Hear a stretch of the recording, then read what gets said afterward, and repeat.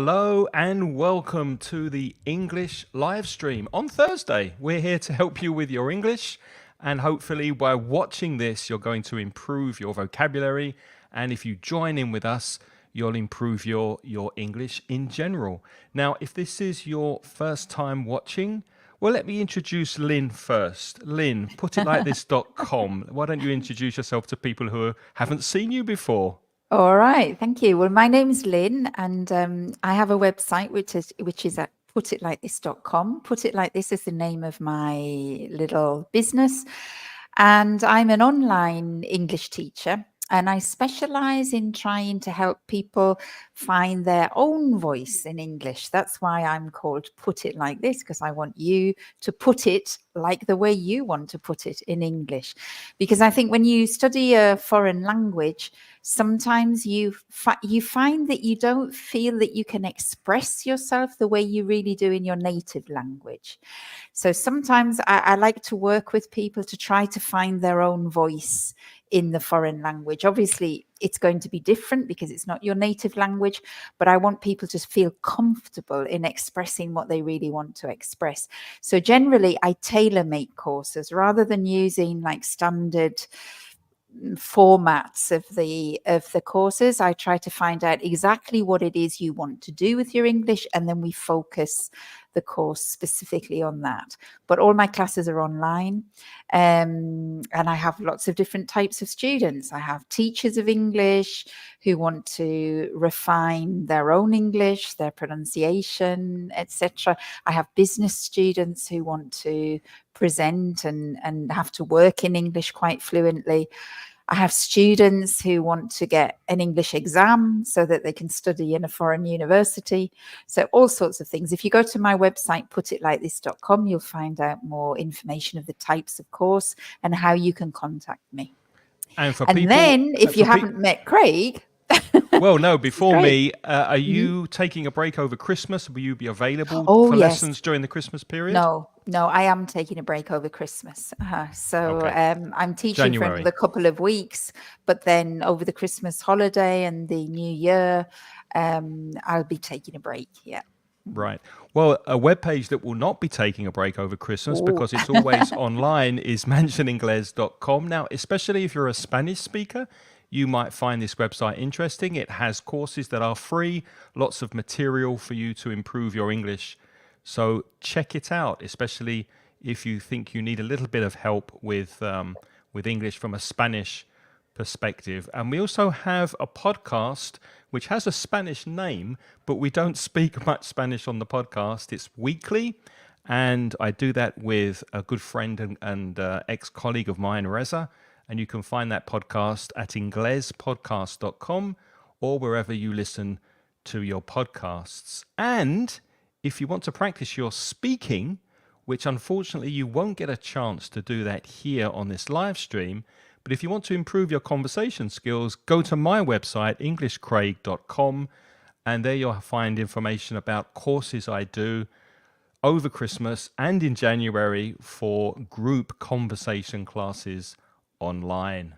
Now, if you're watching live, and I know some people are, please say hello. Where are you from? Make sure you write your name in the chat so that we can say hello to you. And if you have any questions while we're speaking and talking about today's topic, please write your questions in the chat. We will put them on the screen and do our best to answer them. So, what's the topic, Lynn? Well, the topic today is we're going to talk about work. And we've put a little sort of question after that. Why do we do it? So we really want to talk a little bit about the motivation behind our work and all the different types of work that maybe we've done in our lives, and try to reflect a little bit about what it's done for us. What good has the work done us? What have we learned, and why did we do it? So that's the topic to start with. But I can see that some people are joining. Caroline has joined. Hi, Caroline. Hi, Caroline. Again. Good to see you. And also Marie Jose has also joined the chat. So hello, Marie Jose. And I apologize, Maria Jose. I should be speaking a little slower. So I will try to do that please accept my apologies. You're absolutely right. Mhm. However, why don't you try writing a little in English and practice your writing, especially if you have any questions while we're Yeah, talking? great. Hmm. Now, to start, we want you to do something if you're watching live. We want you, Hmm. please, to write 3 pros. You can see it at the bottom of the screen here.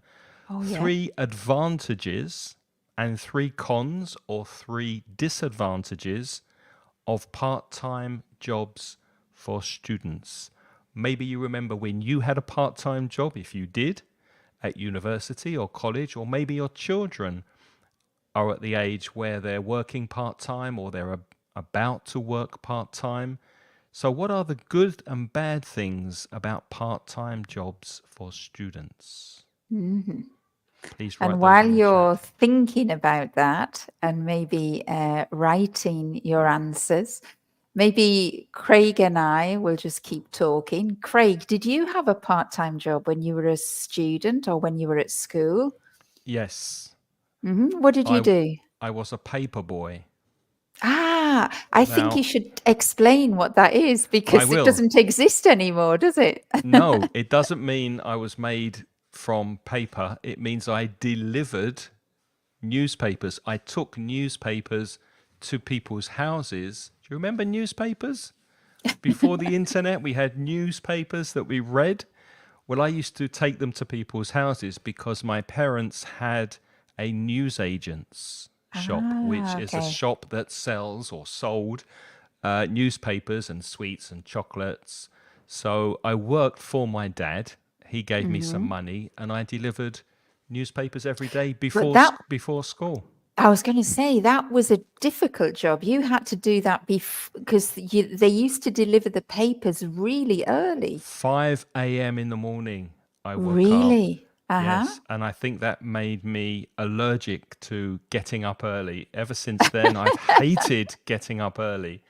So Really? 5 a.m. Uh, in the morning in the cold English weather, uh-huh. freezing hands delivering newspapers to people's Yeah, that was a houses. hard job, but it was a very common job. How old were you when you started doing that?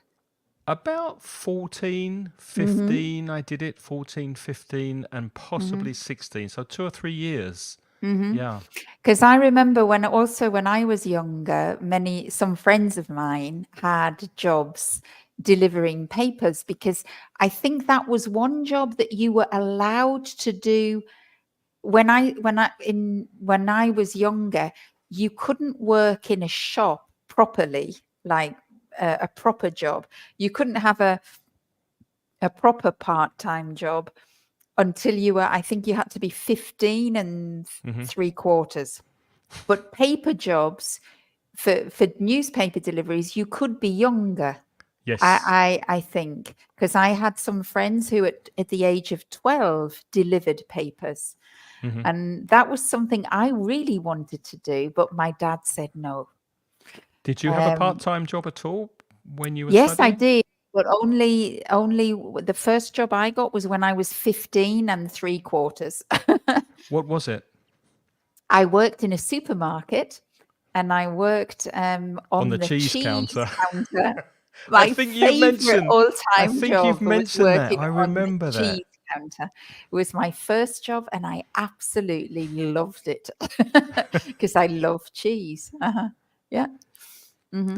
Did you like cheese before you started doing that Oh or God, yeah, yeah. yeah, No, no, no. okay. So for me, it was like I died and gone to heaven. It was, it was lovely. It was lovely.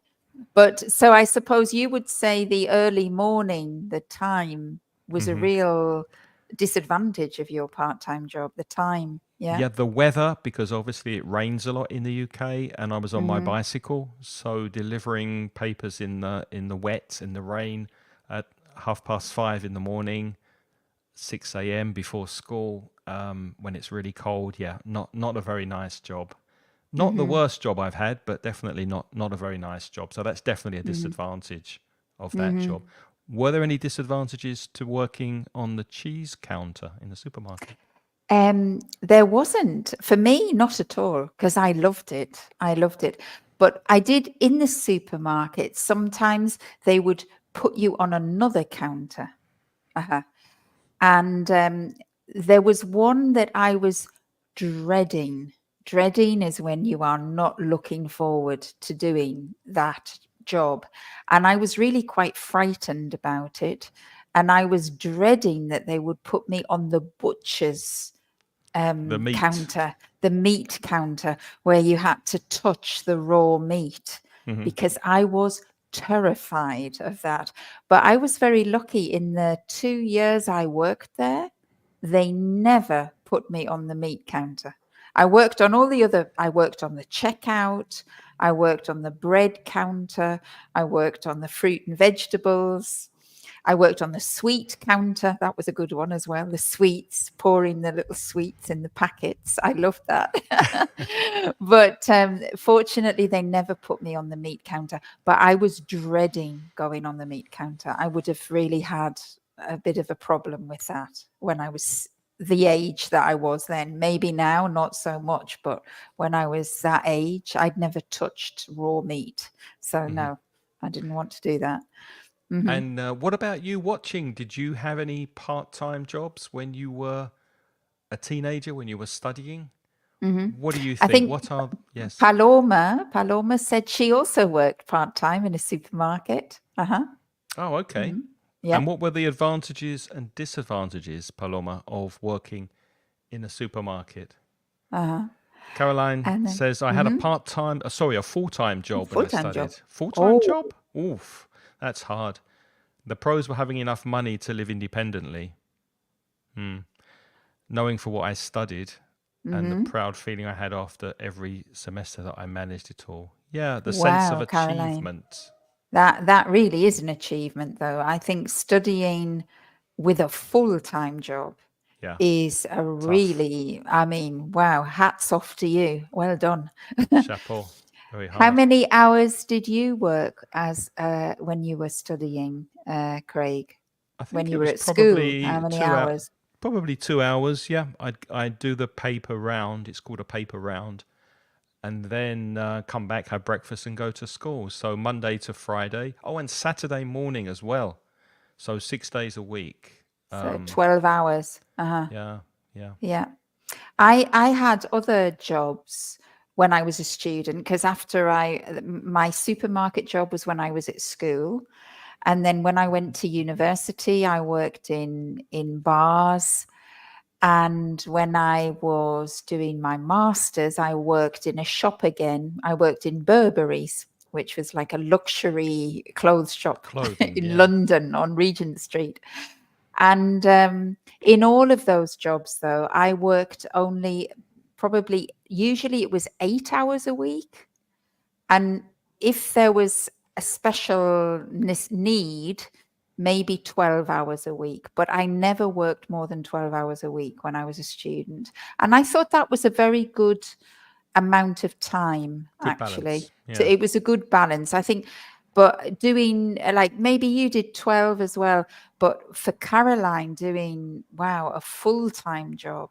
I don't know Yeah. how you had the energy I bet you or the had time to study. matchsticks Uh-huh. holding your eyes open in class. Had something Yeah. like cocktail sticks keeping awake, holding your eyes open. You must have been really, really tired in the class. Yeah. Yeah. Yeah. Um, yeah, Paloma said it was interesting because she was in Ireland when she worked in the supermarket, and I would Great. say, earned money, not gained, And money.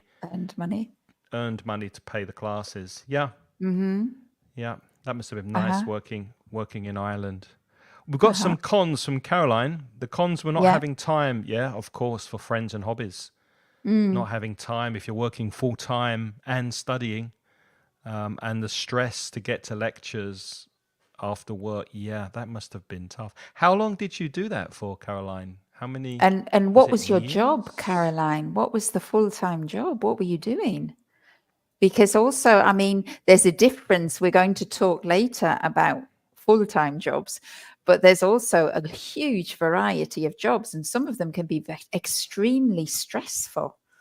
Um, you know, I mean, I can imagine sometimes there are, like when I worked in the bar, for example, when I worked as a student in the bar, I used to work on a Sunday evening in the bar, and it was belonged to a hotel, and they used to have events, and sometimes they used to have theatre nights. And when I worked in the bar and they had theatre nights, I literally worked for like half an hour, and then the theatre was going on and nobody was in the bar. So then I used to sit there and I used to read my work for for university. I would be reading my notes, or, you know, reading something. And then Getting paid for studying. yeah, exactly. So I had like time where I could do something else. Or for example, working in a shop, I didn't find it, like in the supermarket or the clothes shop. Sometimes I was a bit physically tired, but I was never mentally tired. But there are some jobs where it could be really exhausting, I think. Yeah, absolutely. Uh-huh. Hello, Lewis. Lewis has joined us. If you have just joined us, we're talking about jobs and work, and we're starting with part-time jobs for students. So we've already had some cons, the negatives. Let's look at some pros. We've got a list here of pros. Obviously, financial independence. If you're working, you can afford maybe to live away from your parents. That's very common in the UK. Not so common in Spain, but in the UK, many students go to university, have a part-time job, pay their rent, maybe share a house with other students, and then they can be financially independent. My part-time work never did your part-time work give you financial independence? For me, it didn't. No. But because I wasn't earning enough, but it did give me extra money, Pocket money. so that pocket money, so that I didn't feel so poor all the time. So that, you know, I could go out, I don't know, buy a concert ticket, or I could, it was for extra. It was so that I had more, a little bit more, you could buy some nice clothes, or you could buy, so that you weren't really living on the bread line. When you're living on the bread line, it means you just have enough to cover your costs. And most students are pretty close to the bread line, I think. So it was nice to earn a little bit of extra money. Yeah, to make ends meet is another eat. Then you can pay your bills, you can manage, you have enough money to get by. To get by means that you're living okay. You can buy food, you can pay your bills. Yeah, so Caroline's answered. She's where is her message here? Yeah, customer service of a life insurance company. That's Okay. quite a good clerical job for a student, I think. That's a very, yeah, that is a good job. That's not a student job, really, is it? It's a very good job. In fact, that was similar. I had a similar job when I left school. I worked for an insurance company. That was my first full-time job. So well done for getting that job, Caroline. 2 classes, 2 evenings during the week, and all day Saturday, the whole of Saturday. For classes. Yeah. Yeah. Wow. Well done, Caroline. Oof. Paloma says lots of students also work in pizzerias at the weekend. Yeah, Yeah, that's true. often in catering, don't they? Like waiters, like I did, bar work, restaurants. That's quite common, isn't it? In shop work too. So other pros, you do get experience. I mean, obviously, Caroline working in an insurance office, that gave her clerical experience, working maybe in a team, the work environment, office experience. So you do get experience working in a pizzeria. It's customer service, isn't it? You're learning to work with people. Yeah, I mean, that wasn't getting real world experience was not my initial motivation to do a student job, because I think all I wanted to do when I got a student job was to kind of feel grown up a little bit, because it made you Get look, some you know, money in I your pocket, work. yeah. It sort of made you more independent from your parents, sort of thing, get more respect. And Street also, cred. street credibility it gave me working. And I think that was my motivation, and also for the extra money. But if I look back on it, I think it was so the benefits that I got from working was not the money, and it wasn't the street cred. It was exactly that, the The real world cheese. experience. No, and the cheese. No, I wasn't allowed to eat the cheese. I had to just sell it. I had to I buy bet it you if I had a wanted to eat it. secret nibble when Oh nobody was no, looking. they were No? very strict. If Were you they? got caught doing that, you'd lose your job. Oh, well. But no, but it was the real world experience skills. Absolutely. Time management, like you said, getting up early every morning, getting back on time from your lunch break. Otherwise you got into trouble. Yeah. Organization. It was essential to be organized, because wherever you work, they have a particular system, don't they, for working, and you have to follow that system if you're going to do it properly.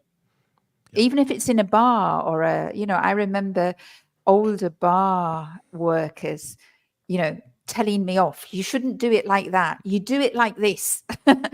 And you have to follow like instructions. You have to work in a team, and you have to obey as well when you're starting.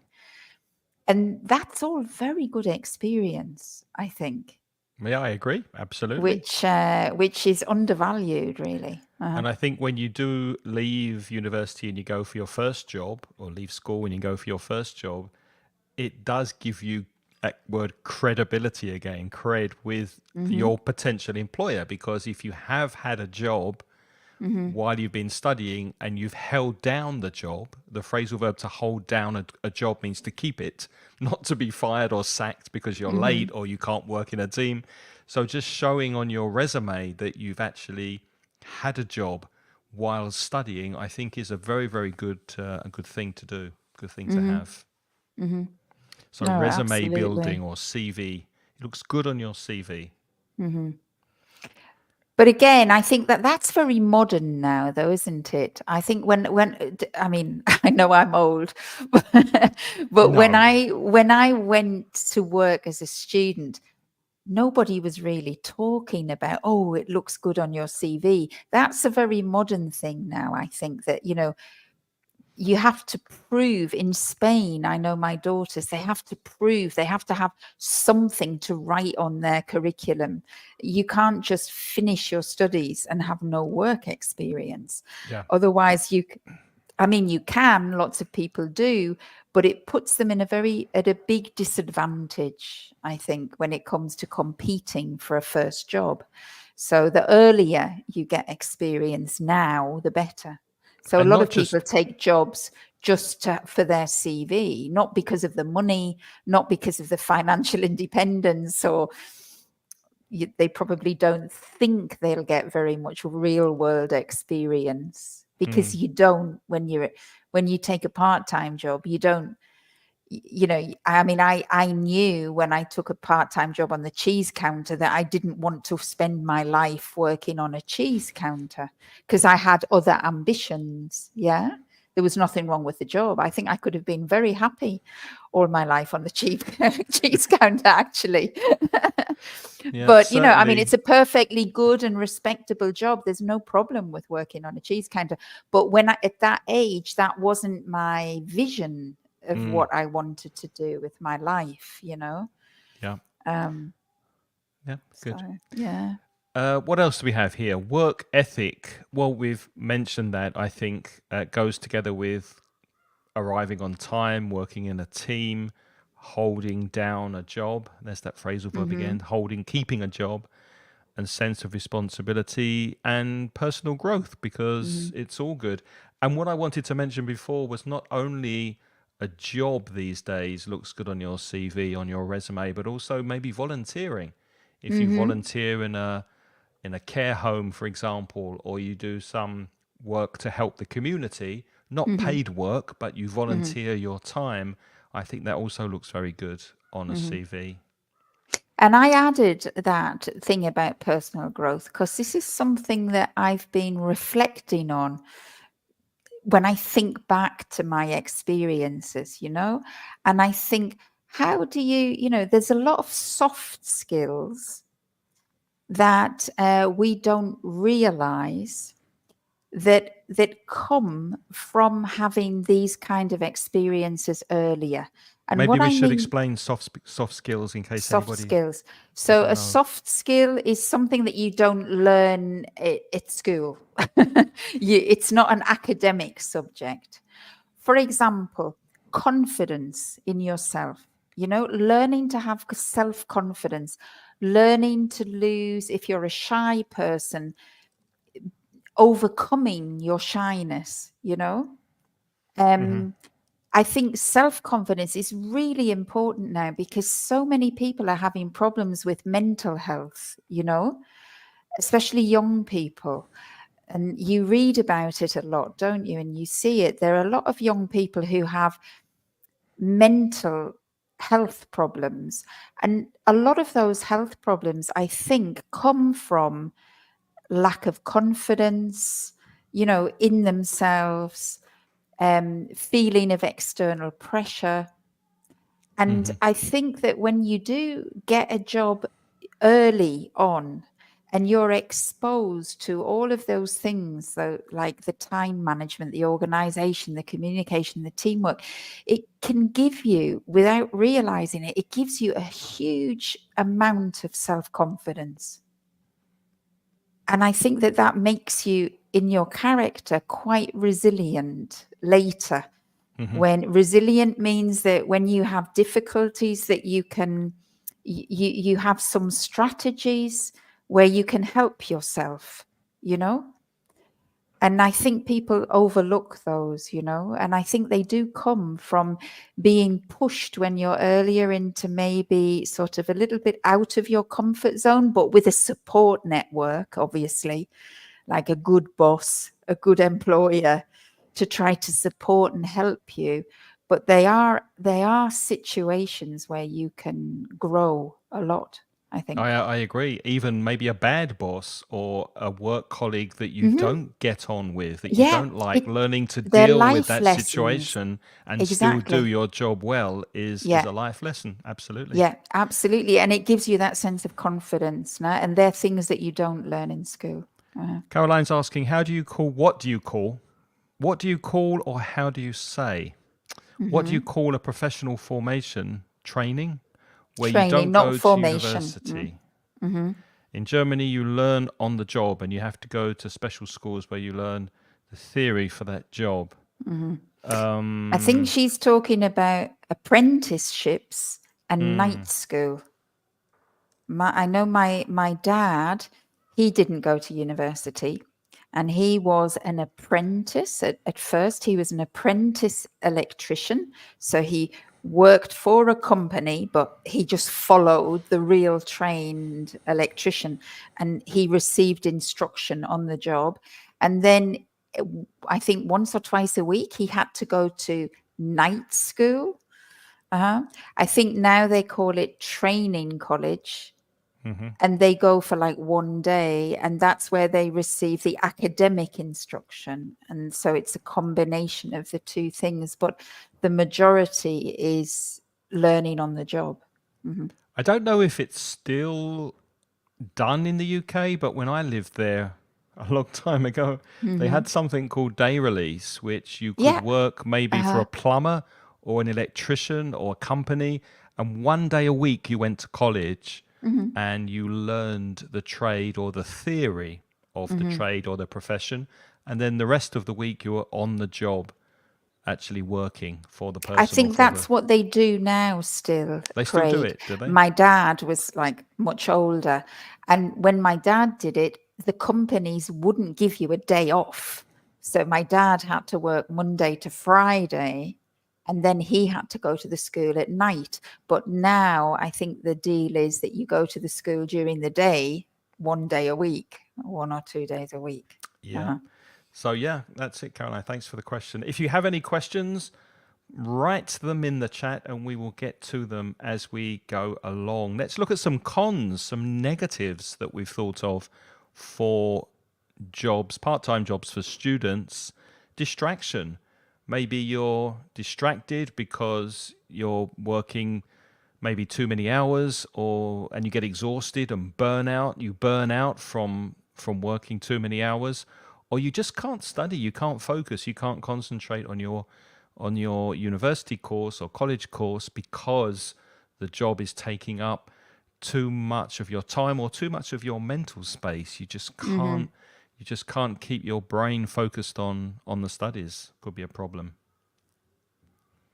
I think there, isn't it? It's really because I think Caroline also mentioned, didn't she, that she found it tiring, she found it stressful because she was working full time. But obviously, Caroline must have been super well organized. I mean, She is. obviously, your I know soft skill, Caroline. She is very well organized. yeah, well, your soft skill of organization, you must have really, top organizational skills because it Yes. really is that, isn't it? I mean, I think you have to find the happy medium. You have to find the right amount of time for you where you can do the job and you can study. And for me, it was very clearly 8 hours a week, 8 to Yep. 12 hours That was the was balance. my happy medium. But of course, if maybe I don't think I would have been quite as well organized and determined as Caroline was. Caroline, obviously, she could do more because she was better organized. Yeah. Hmm. Because it's a question of organization, really, isn't it? You have to keep the two things in balance Exactly. somehow. Exactly. Hmm. Another drawback, another disadvantage could be the fact that you're not socializing with your friends. I mean, probably the best party time of your life is when you're at university. You're young, you're free, you're single, you want to go out, have a good time when you're not studying. And obviously, if you're working in all your spare time, then you miss out on that wonderful opportunity of being with your friends and having Hmm. fun. So overcommitting to work and studies means that you're missing out. You're not enjoying your university Hmm. experience. Hmm. Got a I pro think here from also that when you're young, you have this feeling of missing out. When you're young, it's very important, isn't it, that you're at every party and that you're at everything. So FOMO, when fear of missing out. Yeah. it's a fear, what do you call that? It's FOMO, called isn't it? FOMO, yeah. Fear FOMO, of missing out. out, FOMO. fear of missing out. And especially when you're young, that's quite intense, isn't it? But if I look back, I don't think I actually did miss out on anything. I know that some of my friends went to more parties, but I don't think I lost anything because of that. On the contrary, I gained it because at work you meet you have other experiences. So it's quite nice to have both. You have to have the balance again. So what does Camino Camino's say? saying it's a Mm, pro, it's an advantage. It helps you to understand your responsibility and maybe mhm, you contribute with your own efforts to your formation or your education, and mhm, you have some pocket money. Yeah, you have some money mhm. to spend You do. on beer and wine. Do be careful about the word formation because that's being repeated as a mistake. That's a false friend, really, in Yeah, English. education. We don't say formation. We say education or training. Yeah, Okay. Yeah. education at school, Uh-huh. and university, Uh-huh. and training when you start work, when you're Uh-huh. actually in the company. What That's else right. do we have? Risk of exploitation. Yeah, you can be exploited, and many companies know that they can offer work experience either by paying very, very little, a very small salary, or by paying nothing. And so we're Hmm. giving you this wonderful opportunity to learn from experience. And you're basically a slave in the company. You're doing all Mm. the menial jobs, all the horrible work, and you're not getting Hmm. paid for it because you're young. And unfortunately, companies do exploit. That's happening a lot more now, I think, than in the past. But that's maybe to do with the unemployment rate because there's such a high unemployment rate. The companies know they can do it. But and I have heard through my daughters because they're young and they're just starting their working lives now after having studied. I know many of their friends and colleagues who, even with a university degree, they're working for nothing for a Yeah, year in a yeah. company doing a proper job, not Yeah. making the coffee and doing photocopies. They have a proper role in the company with a whole set of responsibilities, but they're either earning nothing in some cases, or in other cases, maybe 400 or 500 euros a month, which is a disgrace. Yeah. If the role or the job that they're doing is part of the real function of the company, if they are completing a function of the company that is necessary, that's exploitation, in my Yeah, opinion. no, I Yeah. agree. Although I think there are exceptions. I think it depends. I have a friend whose daughter was offered a position at a very, very high profile financial institution for a Mm-hmm. year's training, and she was paid a similar salary for Mm-hmm. £500 a month and running for coffee and doing but if she stayed there, and I think she will stay there, in 2 or 3 years she's going to be on hundreds of thousands of pounds a year Mm-hmm. as a Mm-hmm. trader. So Yeah. sometimes Yeah, but you the thing is, what she's doing there is running for coffee and learning. I think that's yes, acceptable. But yes, what is not acceptable is if the students are doing a function, yeah, yeah, like a giving value to function the in company. itself. They're giving value and they are carrying out a job. They're not Hmm. being trained, they're working independently and doing something that is a core activity of the company. Absolutely. And Yeah. they're earning nothing. Because I mean, I know cases of people who have been trained in human resources and they have been on a salary for practically nothing, but they've been doing recruitment, salary control.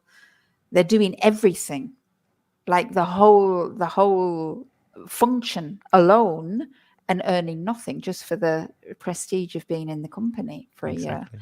And I think that's not acceptable. It's not.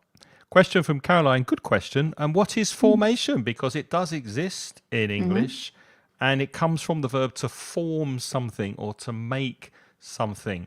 And I've just taken an example here from Uncle Google. The action of forming, a process of being formed. For example, the formation of the Great Rift Valley years and years and years ago when the earth changed, it formed a rift valley, Uh-huh. and that's an example of formation, a formation of a rock formation, for Uh-huh. example. Sometimes as well, I remember that, the aeroplanes, Caroline, where the aeroplanes are doing like a display and you have like 6 aeroplanes and they've got colors coming out of them.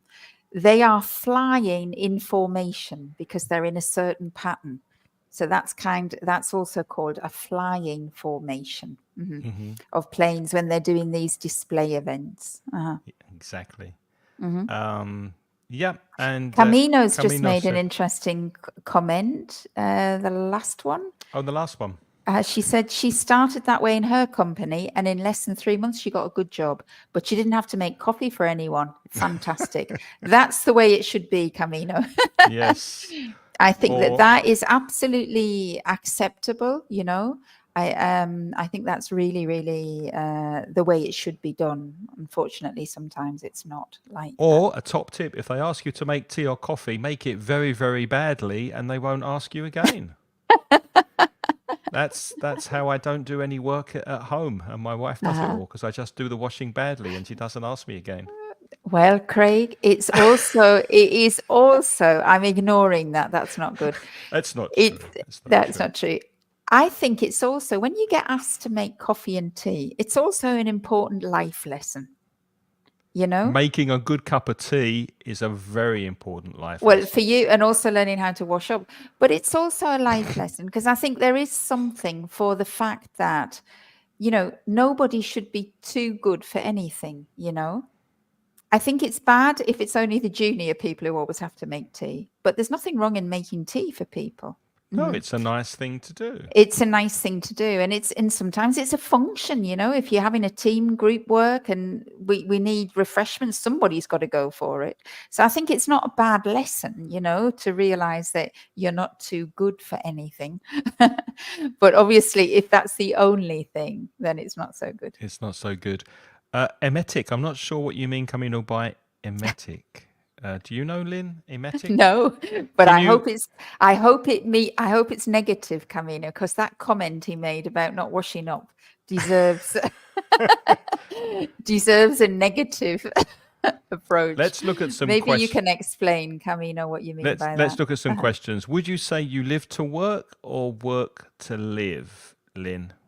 And you as well, watching. What do you think? Do you live to work or do you work to live? Well, that's a very difficult question for me, because when I thought about it, I thought, obviously, I'm often talking about, I wish I could win the lottery to stop working. Everybody, yeah, Right? So yeah. sometimes you have that moment where you think, yeah, it would be great not to work. But in actual fact, I don't think that's true. So my answer to this question is going to be, I do not live only to work as an English teacher, but I do live to work to do something useful. So at To the make a moment, I need the difference. money. I need the money and I need the activity. But if I didn't need the money, I think I would still work, because I think that working makes me healthy. Working and doing something where I can learn, where I can grow, where I can be challenged. I'm going to come back to that personal growth. It's still going on for me, and I think it's really important for your health, for your mental health, for your physical health. I think working is really important. So yes, I live to work. When I'm no longer healthy, then I think I'll stop. But it might not be this kind of work, but it will be some kind of work, because just enjoying myself all the time, consuming, that doesn't make me satisfied, I think. Yeah, no, I agree. I agree 100%. I feel the same. And Camino's saying emetic medication that makes you throw Oh, up. oh. So I'm still not quite sure what you're asking me, Camino. No, maybe I'm you're not. suggesting that was your comment about deliberately not making the coffee good so you don't have to wash up. Yes, the tea and the coffee. Yeah. No, I wouldn't do anything as nasty or bad as that. No. Um, okay, let's go to the next one. What motivates you to work?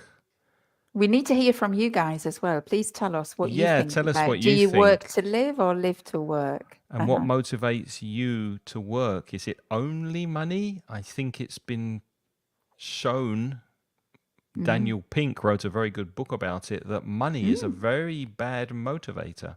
Just Oh, offering somebody more money doesn't necessarily mean they'll do a better job. There are other things that motivate people a lot more than money. Sense of but I mean, the achievement. fundamental motivation to work for, I think, the majority of us in the world is for us to be financially independent, isn't it? So it That's is true. money. I mean, However, there's very few people who can afford not to work. true, but it's also been shown that once you get to 40 40,000, 45,000 pounds a year, earning more money than that doesn't make you happier. No, I can imagine. Once you've met your basic needs, then earning more money could even make you unhappy. So yes, I agree. We work to pay the bills, to buy food, etc. But earning like a lot of money doesn't necessarily. It's not a motivator to earn so much more money, even though we tend to believe that. The structure work gives is very important, and I need regular contact with people, says I agree, Caroline. Caroline. I Yeah, agree there. The structure of getting up in the morning, knowing that you've done something, sitting down at night and knowing that you've achieved things is quite nice as well. It makes you feel satisfied, doesn't it? So let me ask you, Lynn, because you're teaching, I think, 100% online now, but like me, you used to teach people face to face and have more contact with people. Have you noticed your motivation drop? Are you enjoying your work less because Absolutely not. Because I'll tell you something. Okay. I mean, I do miss going outside and seeing the people real close up. But I think I have more contact to my students now than I had before, because now I'm it's one to teaching nearly one? all of them one to one. So I have very personal relationships with my students. I mean, personal, much more intense relationships. I know them much better Hmm. than when it was a very impersonal big group. And that's very satisfying for me. To me, I have a lot of, so I think I have good contact. But occasionally I have been going into schools sometimes to do like courses for teachers, and that has been face to face. And I've been very excited about that too, because I do like being in a classroom, I have to say. I can move around more. Here, I have to sit here and look at the screen. So, What do you think is the best age to start work and to finish work? I think a good age to start is 25-ish, because if you're like me, it takes a long time to realize what you want to do in life. And many students think they have to decide when they're 16, 17 years old what they're going to be doing for the rest of their working life. but you're interpreting that question like to start full-time work. Hmm. When Yeah. I wrote that question, I'm talking about part-time jobs. Like, Ah, you see, right. I Yeah. think, go on, you tell No, me now. Like, would you have given up your paper round? Would you have preferred not to have worked at all until you were 25? no, looking back, I think it was good that I didn't enjoy it at the time. I didn't like it. Mm-hmm. And I had other part-time jobs apart from that to get some pocket money. But I think it was good because I enjoyed, for the reasons we said earlier, I had a responsibility, a sense of responsibility. I had pocket money, and it was good for me. Mm-hmm. So I think maybe as early as possible. Mm-hmm. Maybe, even if your parents give you a few euros to clean the car or clean the windows or work in the garden, that's Mm-hmm. good as well. Yeah. Although, do you No, I think, agree. I but agree. do you think children should be paid by their parents to do work at home, or should they do it anyway? I think they should do it anyway. Me too. Yeah. Yeah. I didn't like that idea of being paid by my parents. No, I I was never didn't. paid. I think that no, my parents never paid me either, and I never paid my kids either. I was hit if I But didn't do it, but I wasn't paid to do it. well, I think I was expected, because that's a different lesson, isn't it? It's a different lesson to know that, like, because you're all living together, and it's more teamwork, isn't it? At home, when you do jobs at home, it's to do with being part of the household. Yeah. But I think a good age. I mean, obviously, in the olden days, in Victorian times, some kids started to work full-time jobs when they were like 7 and 8. Up chimneys. And in some countries in the world still, there is child labor, isn't there? Yeah. Which obviously I don't agree with. I don't agree with children having to work full time. I think there should be an age where maybe 16, where you kind of think, well, that it's no longer child. It depends where you think a child stops. Are you grown up when you're 16 or 14 or 18 or 21 or 30? I don't know. Oh, that depends. That Yeah. depends on many things. But I think around 16, maybe. But maybe that's just because that was my experience. And in terms of finishing, Craig, when do you want to finish work? As early as possible. I mean, I would be happy to, if I retired tomorrow, I wouldn't stop working, but it's the absence of having to work and it be compulsory. Like you don't have a choice. I'd like to be able to choose to work. And if I wanted to have a day off tomorrow, then I could just go on my bike and do something nice. It would be lovely to have that flexibility. So what do you think is the best age for that then? Well, it would have been nice to have retired at 50. And now I'm 60 and I'm still working. So what about you? What do you think? Oh no, I wouldn't have said 50. I think that's too early. To And to travel be the world? frank, yeah, I mean, if we're talking about, again, as I said before, I think I only want to stop working when I'm not healthy enough to work anymore. But that's like, that could be other things. That could be voluntary work or other stuff. But to finish kind of proper, like official work where you have to pay Taxes. like you have a contract and all of that. I think, I don't know really. I don't know what the best age is. It's 67. I'm expecting 67 because that's what the law says in Spain, isn't it? Yeah. Okay, let's go to another one. What's the worst job you've ever had, Lynn? And you watching as well. Tell us the worst job you've ever done. I've ever had. I had a problem with this one. I've always enjoyed my jobs. I'm just too optimistic, Craig. Or you'll be lucky to have good jobs. Or I've been very lucky to have. I mean, I've had better and worse jobs. I've had moments in jobs where I haven't enjoyed them. But if I look back about all the jobs, I can't really say anything bad about them. You worked in corporate for a while, didn't you? You had office jobs. Did you enjoy those? Yeah. You did. Yeah. I like variety, I like challenges. I think that's what I like rather than the job itself, like, as I say, I think I could be really happy working on the cheese counter again, or working in a bar, or working in a shop. I think I would enjoy all of them. Yeah. And it's just to do with, I like what Caroline said when she said she likes contact to people. I think I like jobs that have contact to people. And I like jobs where I can learn something. As long as I can learn something and be challenged, I think I'm kind of quite happy, And you?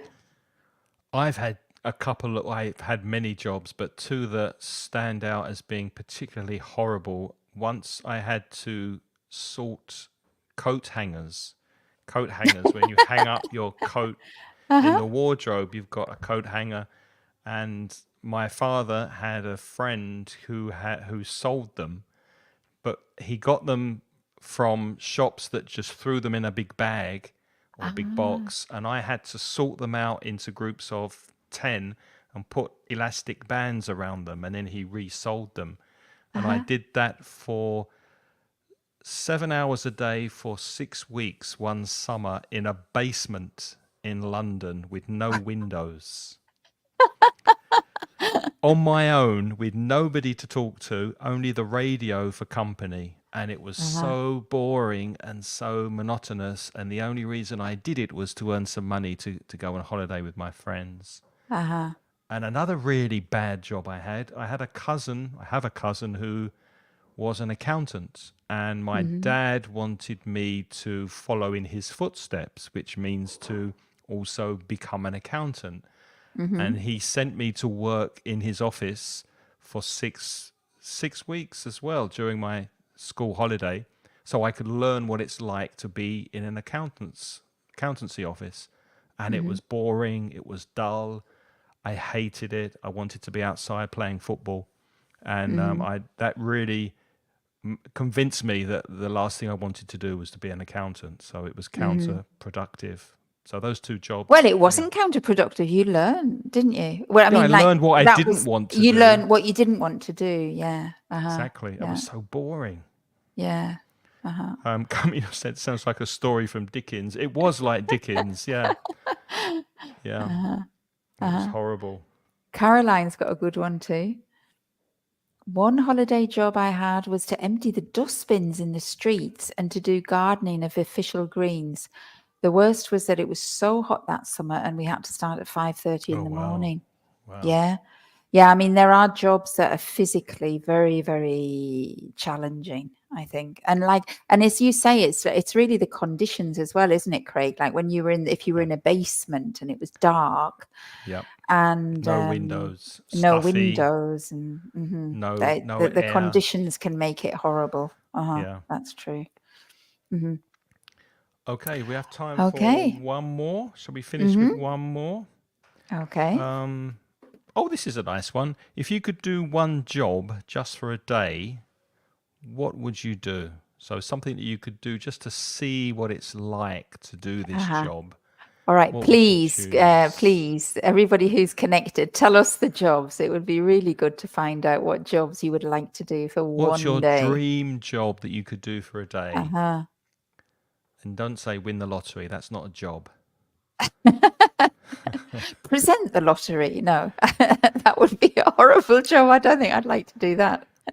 Well, actually, you've nearly guessed mine because Oh, two things I'd like to do. One would be to not in front of the camera, but I'd love to be behind the camera at a TV show to learn ah, how to work a camera and be behind the camera filming people acting or doing something in a mm-hmm, TV studio, or mm-hmm. on the radio to be a radio presenter or Oh, maybe you could interview do that, someone. Craig. I I would think love you'd to be do that, great but at just being a to radio work presenter. the music, the soundboard, and be in Ah, a okay. studio and reach like a really wide audience, that would be Mm-hmm, fantastic. What about you? mm-hmm. Well, if anybody's listening who can give Craig that Yeah, job, if please anyone, give just for him a day, just one just for a day. day. Mine's What's completely different. You know what I would like to do? I'd like to be a midwife for a day. I'd really? like to deliver babies. Yeah, I think it would be Wow, really fun. that would freak me out. That would Yeah. be, yeah, I would panic. I wouldn't know what to do. Uh-huh. No, That's but such a well, I mean, I wouldn't want it. responsibility, though. I mean, I would just like to watch. It's only for me to learn, isn't it? I want to be there, and I would like to know what it's like because I think because I've had kids and I think if everything goes well, of course, Mm. it's the happiest moment for people in their lives usually. Hmm. If everything goes well and everything, yeah. And I think it must be so lovely to work and to be at that happiest moment of people's lives To share in or their every day. It happiness. must be, Yeah. yeah, it must be really cool. That's a lovely Uh-huh. idea. That's a lovely job. Well, Oh, we've got some if artists here. anyone's listening and wants to Hmm. offer Lynn a chance to work in the hospital as a For a midwife, day as a let us midwife. know. Yes, please. Camino would love to be the best opera singer in the world. Wow. What a Wow. lovely job that would Is be. that because you sing opera, Camino? Do you sing opera? Uh-huh. Or maybe just a fan. Or just that you're a fan of opera? Uh-huh. And Paula is Paula very would like to be a similar singer to too. sing. That's Ah, interesting. And uh-huh. also on the theme of music, Caroline would like to play. Which instrument, Caroline, would you like to play? Uh-huh. Wow, And I and wonder why, Shayla I'd as love to know well. why Be a a pianist. pianist. So to be an artist. So what is it that you want? What do you think would make you happy? Is it the fame of being like everybody listening to you? Or is it do you feel like some kind of joy at playing an instrument or singing? What do you, What's the like Camino attraction? says, what's the attraction? Camino says, of course not. That's the thing. So you're not an opera singer. But you admire that It's a the talent. ability, uh to Yeah. sing. Hmm. Wow. But it must be a hard job being a singer, mustn't it? Because it looks easy. Because we think we can all sing, don't we? We sing in the bath and in the shower. But obviously, to be a proper singer, there's a lot going on A lot of there, isn't work. there? And Yeah. a lot of pressure. And also that you constantly, like, if you sing the wrong note, you've got no chance to correct yourself, have you? If you're an Mm, opera singer. yeah. Yeah, you Although I can't tell you say, what, "Oops, sorry, I'll say that again. I'll sing that again." They can't do that, can they? They've just got to keep singing. but one thing that might be even worse from a pressure standpoint would be a comedian. on That stage, must be stand hard. up comedian. There's no one behind you. You don't have any backup singers, any orchestra. Hmm. You can't fake anything. It's just you on your own on a stage Hmm. trying to make people laugh. And if they don't laugh, you've failed. That must be one of the most difficult things to do Yeah. in the world. Well, Paola or Camino's got a lovely, I love your response there, Camino. She loves opera. It's so hard waving your hand like the Queen, Like the Queen. not as, waving your hand like the Queen, and everybody listening in a theatre. Yeah, that must be, you must get a good adrenaline high from that. I can see that. And Paola says, feeling the joy of singing very well. Yeah. Yeah, because singing is joyous. Yeah. Isn't it? It makes me, when I sing in the shower, because I can't sing, but if I sing in the shower, and when I was a little girl and I used to sing, it used to make me feel really happy. Hmm. Well, we won't be singing, but we will say goodbye and remind you how you can get in touch with us. And we're going to have a break for Christmas, but we will be back next year. I might come on by myself if I can during Christmas to do a quick lesson, but Lynn and I will be back in the new year in January. And thank you for watching. Thank you for being with us. And if you're watching the replay, thank you for your time. I hope you found this useful.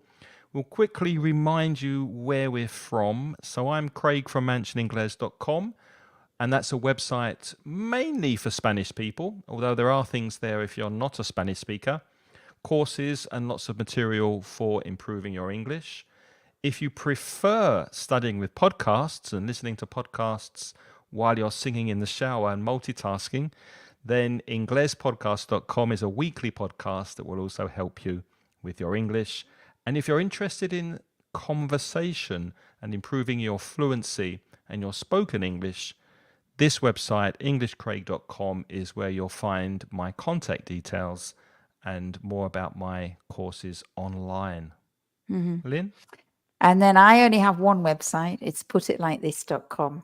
So if you're interested in online classes and me to tailor make a course for you, then you can go to my website and contact me over there. And unlike what Craig said, my website does not shut down for Christmas. It's just that I'm not available to give classes for Christmas. But my website is still there all through the Christmas season. Okay, then. So thank you very much for all your comments and making it so interesting today. Yeah, Thank you. it's been fun. So don't work too hard over Christmas. Have a lovely holiday period, and we'll see you in 2024. Bye bye. Yeah. Happy Christmas. Bye Happy bye. Christmas.